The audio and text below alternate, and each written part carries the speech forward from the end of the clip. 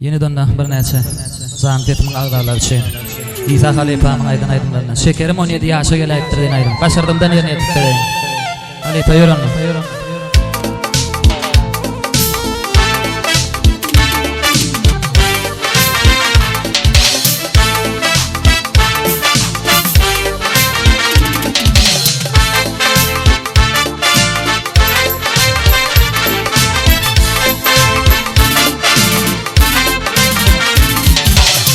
Yakmak için bilin yarım vakbini Bugün menin yürügün coşa geleyiptir Kurban bulsam güzil karşına Sevgilim göz bilin karşı geleyiptir Kurban bulsam güzil karşına Sevgilim göz bilin karşı geleyiptir Ay şekerim 17 yaşa geleyiptir Ay şekerim öl bilin yaşa geleyiptir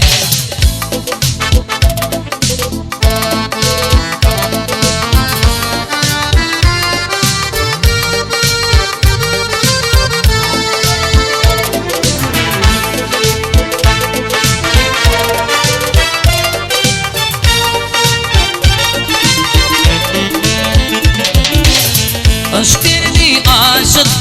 oğlan ömerim Yar kete mılayım,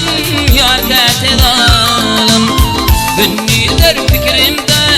gece hıyalım Yattım gecelerle düşe geleyiptir Ay şekerim 17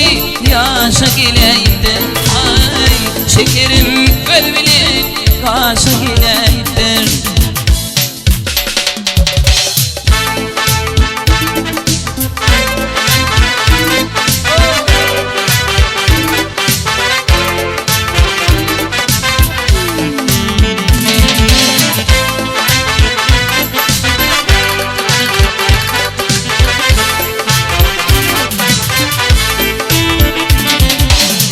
Yarın bile yakıp yanırma yarım Hatta kalp evimim kalkamadarım Toy tutulgun bugün sana yarım Yarın bugün aynı yaşa geleyiptir Ay şekerim 17 yaşa geleyiptir Ay şekerim öl bilin yaşa geleyiptir